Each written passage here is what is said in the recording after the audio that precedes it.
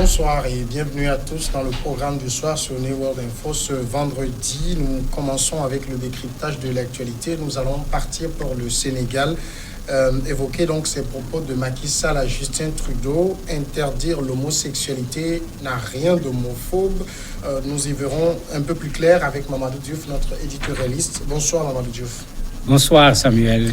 Le président sénégalais a déclaré donc mercredi 12 février que l'interdiction de l'homosexualité au Sénégal relevait de la spécificité culturelle de son pays et n'avait rien à voir avec l'homophobie. C'était en présence du Premier ministre canadien Justin Trudeau qui a brièvement évoqué le sujet avec lui. Je suis toujours à la défense des droits humains. J'amène toujours ces enjeux-là partout avec moi, a déclaré donc M. Trudeau lors d'un point de presse commun qu'il a animé avec le président sénégalais Macky Sall. Ce dernier lui a répondu que seulement les lois de notre pays obéissent à des normes qui sont des condensés de nos valeurs culturelles et de notre civilisation. Mamadou Diouf, d'abord, qu'est-ce que Trudeau attendait concrètement de Sall sur ce sujet? En fait, il y a une campagne à l'échelle internationale pour amener les pays à franchir deux étapes.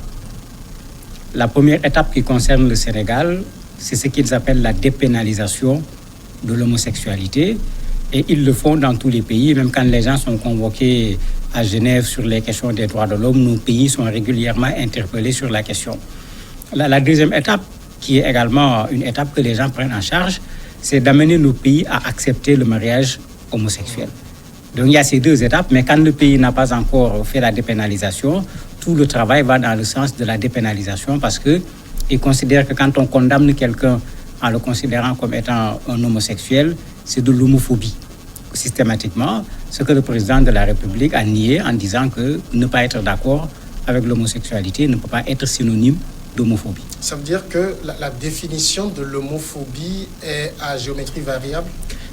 Pas à géométrie variable. Il y a une définition qui est là, qui nous vient plutôt de la France, d'un certain nombre de pays. Il y a même ma compatriote Ramayad qui a joué un rôle important dans cette affaire. Elle était ministre du temps de Sarkozy, qui a amené ce dossier au niveau des Nations Unies. Ce problème de dépénalisation, c'est elle qui l'a amené aux Nations Unies. Elle a beaucoup travaillé également pour amener un certain nombre de pays à signer cette dépénalisation. Et comme d'habitude, on passe par l'ONU pour en faire une convention et vouloir venir l'imposer à un certain nombre de pays sans tenir compte de la réalité de ces pays, comme si, parce que la France a dit dépénalisation devient automatiquement quelque chose d'universel, ce qui est très loin d'être le cas. Le Sénégal a-t-il pénalisé le délit d'homosexualité? Dans les textes du Sénégal, on ne parle pas d'homosexualité. Quand on prend le code pénal sanctionne ce qu'on appelle des relations contre nature entre individus de même sexe. Le mot homosexualité n'y est pas écrit en tant que tel. Et c'est bon de le préciser, c'est ce qui est écrit dans les textes. Et maintenant, qu'est-ce qu'on appelle homosexualité? C'est une relation sexuelle, effectivement, entre deux personnes de même sexe. C'est vrai que le mot n'y est pas, mais ça ne change pas grand-chose et il y a des personnes au Sénégal qui ont été arrêtées et condamnées pour ces raisons. Quel est le regard de la société sénégalaise sur la question de l'homosexualité? Mais c'est un rejet presque total. C'est tellement vrai que le président Macky Sall, quand l'opinion sénégalaise a su que M. Trudeau venait au Sénégal, comme vous l'avez dit tout à l'heure, on le connaît partout où il part, il tient ce discours. L'opinion sénégalaise avait commencé à préparer le président de la République pour lui dire qu'il faut dire non, comme tu avais dit non devant le président Obama plutôt des États-Unis. Donc, les gens étaient là derrière le président de la République et les gens voulaient que le président maintienne sa position, pas qu'il évolue dans sa position par rapport à l'homosexualité. Donc, l'opinion sénégalaise est contre, à la limite même de façon un peu excessive, parce que dans le texte, on parle de relations contre nature, on ne parle pas de l'individu. Il y a quand même cette nuance qui est là. On ne peut pas venir trouver une personne, dire que parce qu'elle est homosexuelle, c'est un délit, on va condamner la personne. Ce délit n'existe pas au Sénégal. C'est l'acte contre nature d'un point de vue sexuel. C'est cet acte-là qui est condamné par les textes de loi. Alors, le président sénégalais, il a dit que ce n'est pas possible parce que notre société ne l'accepte pas. Mais il dit que la société, elle va évoluer. C'est-à-dire, le président voit un changement de tendance au niveau des Sénégalais sur le sujet. Il y a un problème à ce niveau parce que ça, c'est le discours en français.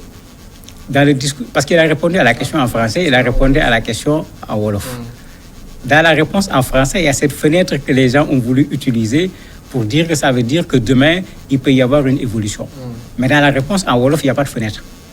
Parce que dans la réponse en wolof, il dit clairement, notre pays est un pays de croyants. Nous sommes des Africains, c'est contraire à nos valeurs. Il est même allé plus loin en disant, si vous acceptez de l'autoriser chez vous, acceptez qu'on l'interdise chez nous, pour poser ce problème de souveraineté également pour ce qui est des pays. Donc effectivement, certains ont pris cette fenêtre-là dans ce qu'il a dit en français pour dire, c'est comme s'il ouvrait la porte pour qu'éventuellement, qu'il puisse y avoir plus tard une acceptation de la dépénalisation de l'homosexualité. Mais quand on compare par rapport à la réponse en wolof, la réponse en wolof, il n'y a pas d'ambiguïté. La réponse est très claire, c'est un non, parce que si ça peut être acceptable quelque part, ça ne l'est pas chez nous. Et ça se comprend parce qu'au Sénégal, quand le débat se pose, les gens font toujours la balance entre l'homosexualité et la polygamie. La France interdit la polygamie.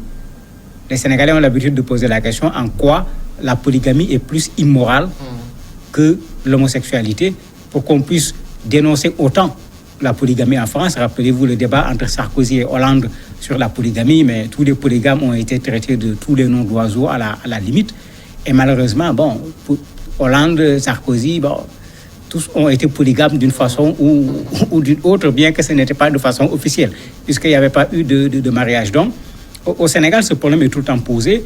Est-ce que c'est à eux de décider chez nous ce qui peut être bon, acceptable ou pas?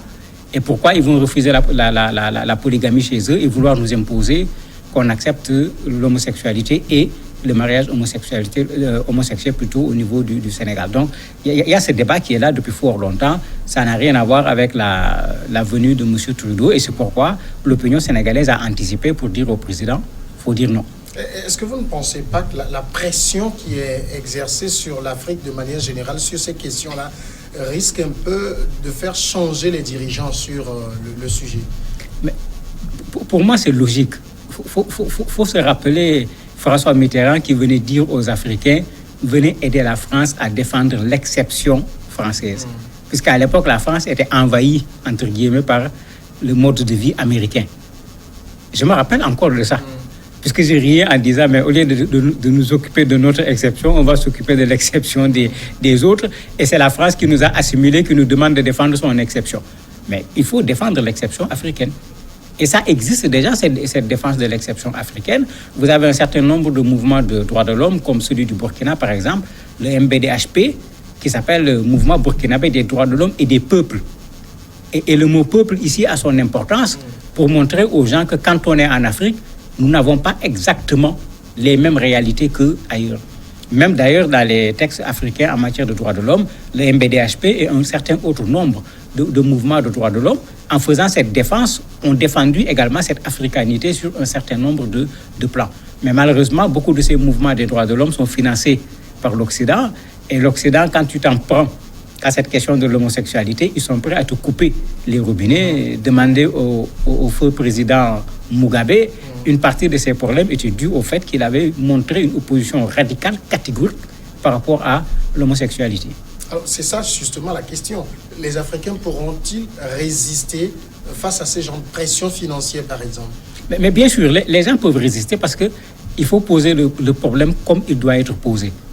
La France qui nous parle d'homosexualité il y a 10 ans, le mariage homosexuel n'était pas retenu en France. Je me rappelle encore le mariage qui avait été célébré par Noël Mamère. C'était le premier mariage homosexuel en France entre Stéphane Chapin et Bertrand Charpentier. Quand il a célébré le mariage en 2004, ceux qui étaient contre sont allés saisir la justice française. La justice française a rendu illégal ce mariage en ne le reconnaissant pas. Les deux concernés sont allés jusqu'à la Cour européenne des droits de l'homme. Quand la Cour européenne des droits de l'homme rendait son jugement également, la Cour avait dit que l'État français a raison. Parce qu'à l'époque, le mariage pour tous, qui a été imposé par François Hollande et Taubira, ce mariage pour tous n'était pas encore en vigueur au niveau de la France. Ça veut dire qu'il n'y a pas longtemps, la France était exactement dans la même position que nos pays.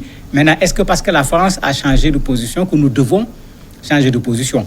Et même regarder le changement de position de la France, les marches contre le mariage pour tous, puisque c'est comme ça qu'on l'avait appelé, mais c'était une France complètement divisée.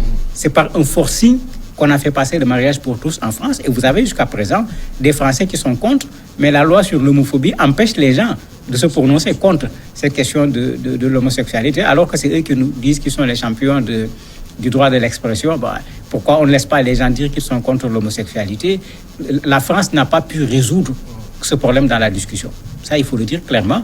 Mais quand on nous laisse, nous, s'asseoir, discuter avec les gens, si nous considérons que c'est contraire à nos valeurs, je ne vois pas pourquoi les valeurs des autres vont nous être imposées au détriment de nos propres valeurs, même s'il faut subir en ce moment des sanctions financières. En même temps, le problème de l'Afrique aussi, c'est que l'Afrique n'arrive pas à exporter ses propres valeurs. Oui, c'est qu'on a continué l'assimilation sans le colonisateur, malheureusement. Surtout au niveau des colonies françaises. Parce que quand vous prenez le cas des colonies anglaises, c'est complètement différent. L'Angleterre, avec son système de colonisation indirecte, n'avait pas détruit les structures sociales existantes. Les chefferies, tout a été laissé sur place. Alors qu'avec la France, c'est le contraire, c'était la France ou rien. Il fallait devenir français dans l'habillement, dans la langue, dans la façon de faire, etc. Et ça fait qu'effectivement, il y a une sorte de déconstruction beaucoup plus forte au niveau des sociétés qui ont été colonisées par la France. Et après cette déconstruction, le travail de reconstruction qui a été fait n'a pas été un travail suffisant. Ça également, il faut le dire. Malheureusement, quand il a fallu mettre en place nos textes, on est allé plutôt prendre les textes de la France. Je me rappelle un séminaire au Burkina organisé par le MBDHP dont je parlais et la FIDH, la Fédération internationale des droits de l'homme. Quand on avait posé le problème, j'avais dit aux gens qui me disaient que bon, on a pris des choses en Afrique. J'ai dit bon, dans les textes du Burkina, montrez-moi quelles sont les valeurs du Burkina qui ont été intégrées dans les textes fondamentaux du Burkina et désignez-les clairement. On s'est fâché contre moi, on n'a pas répondu à la question parce qu'effectivement, nos textes étaient plutôt des copies. Et cette façon de copier les textes également a fait que souvent, nos propres valeurs ont très rapidement été laissées en rade. En copiant les textes, on copiait également les valeurs de ceux qui ont conçu ces textes-là. Mamadou Diouf, merci d'avoir répondu à nos questions. C'est moi qui vous remercie. Nous allons marquer la pause, c'est vendredi et nous allons passer à l'invité sport juste après.